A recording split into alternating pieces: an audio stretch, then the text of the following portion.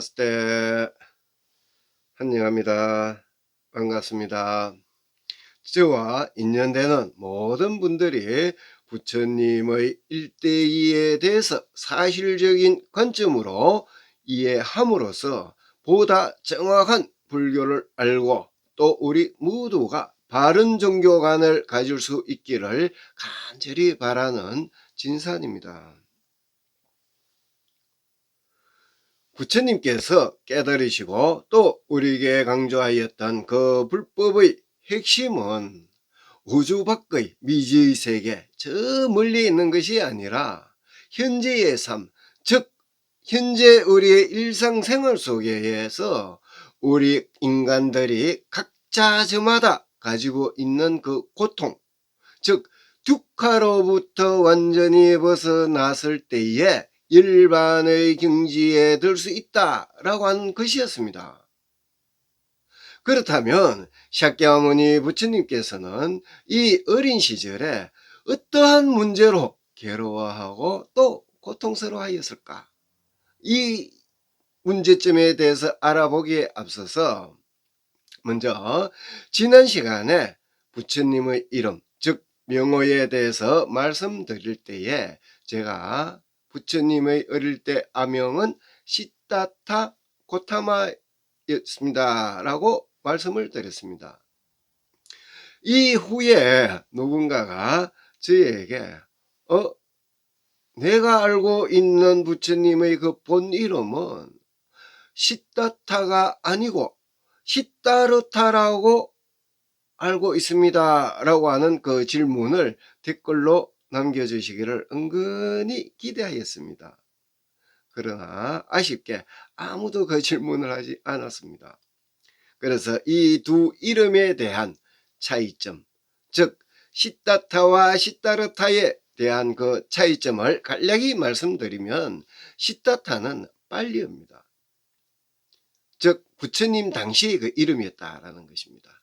그리고 이후에 산스크리트가 만들어지면서 시타타의 이름이 시타르타가 되었던 것입니다. 그래서 이 산스크리트가 또 북방불교로 넘어왔던 것이고요. 이러한 이유로 북방불교, 즉 우리 한국에서는 다들 시타르타로 알고 있습니다.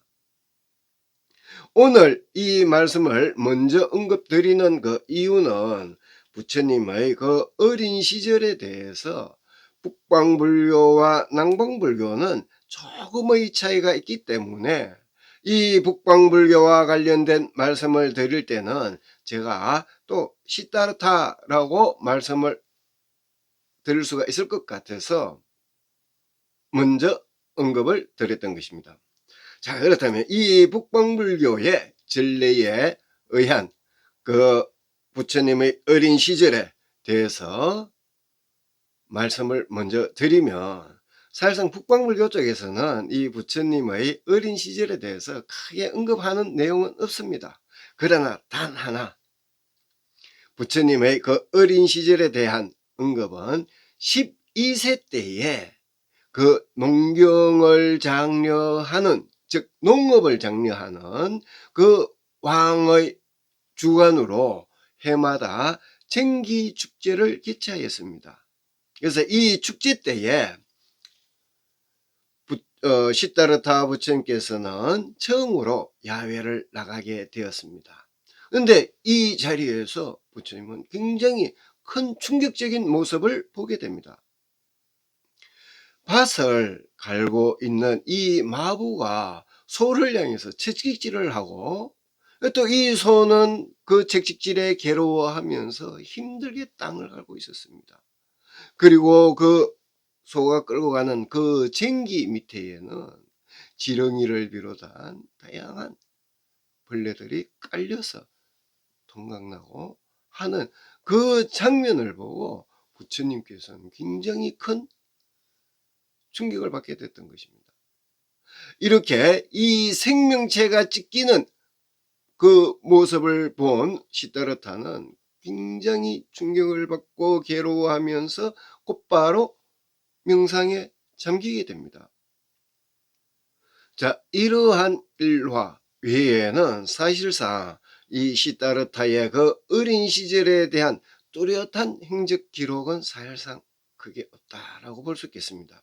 자, 그렇다면 이 반면에 남방불교의 전래된 내용을 보면 그 나라다의 그 저서 가운데에서 The Buddha and His Teachings의 그 저서에 의하면 이 시다타의 그 어린 시절에 대해서 뚜렷한 행적은 없다라고 하면서 똑같이 언급이 되어 있습니다. 그러나 이 조금 전에 말씀드렸던 이 정기 축제에 대해서는 또 다른 서술을 하고 있습니다. 이 정기 축제에 참여하였던 그 당시 귀족들과 그리고 평민들 모두는 가장 좋은 복장을 하고 그리고 이 행사에 참여했던 것입니다. 그래서 이 축제는 그 당시 모든 사람들을 위한 그러한 축제였다라는 것입니다. 그래서 모두가 흥겨운 마음으로 춤도 추고 노래도 부르면서 그렇게 들떠있는 그 분위기에서 시다타 부처님을 보호하고 있었던 이 보모들은 그 분위기에 휩쓸려서 어린 시다타를 고독한 장미 사과 나무 그 나무 그늘 아래에 칸막이를 치고 그 소파에 아이를 올려놓은 상태에서 부모들은 사람들 그 사이에 들어가서 함께 축제를 즐겼던 것입니다. 한참 즐기다가 갑자기 부모들은 어린 시다타가 즉 왕자가 갑자기 생각나서 급히 막 뛰어가서 보았습니다. 이때에 그 사과나무하고 축제장과는 상당한 거리가 있었기 때문에 매우 조용하고 또 고요했던 것입니다. 그래서 이 어린 시다타는 가부좌를 틀고 앉아서 숨쉬기와 그리고 호흡에 집중을 하고 있었던 것입니다. 이러한 자세의 명상 수행은 뾰족한 마음을 얻는다라고 하는 사마띠 명상 수행이었습니다. 자, 이러한 사마띠 명상은 지난 시간에 제가 앞서서 말씀드렸던 그 사성제에 의한 다적일선 기도에서 이 세 번째 단계인 멸성제 단계가 되겠습니다. 이 명상은 부처님의 첫 번째 명상이었던 것입니다. 즉, 첫 자나였던 것입니다.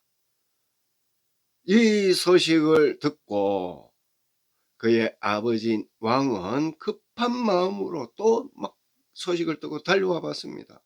근데 이때에 그 모습을 본 왕은 갑자기 깜짝 놀랐던 거죠. 왜? 아주 깊은 명상에서 그 아이의 모습은 아주 대수롭지 않은 그러한 분위기가 조성되었기 때문이었습니다. 그래서 왕은 말을 합니다. 사랑하는 아이여, 이것이 나의 두 번째 경배이다 라고 하면서 절을 합니다. 지난 시간에 말씀드렸었던 바와 이런 명명식에서 한번 경배 절을 올렸고 지금 두 번째 절을 올리고 있었던 것입니다. 이러한 자료 외에 또 뭐 여러 자료들이 있습니다만 그 가운데에서 시리담마의 그 저서 가운데에서 The Life of the Buddha의 그 저서를 잠시 언급 말씀드리면 어느 날 이 시다타는 그의 사촌 데와다타와 함께 야외로 나가게 되었습니다. 이 사촌 데와다타와 한참 야외로 가던 중에 앞에 백조가 한 마리 있었습니다. 이때에 이 사촌 대화다따는 가지고 있던 활을 갑자기 꺼내서 그 백조를 향하여 활을 쏘았는데 그 백조에게 명중을 하였습니다. 이 모습을 보고 깜짝 놀란 이 시다타는 급히 막 뛰어가서 그 활을 맞은 백조를 보니 날개 밑에 화살이 있었습니다. 이 화살을 뽑고 그 지혈을 하면서 백조를 살렸던 것입니다.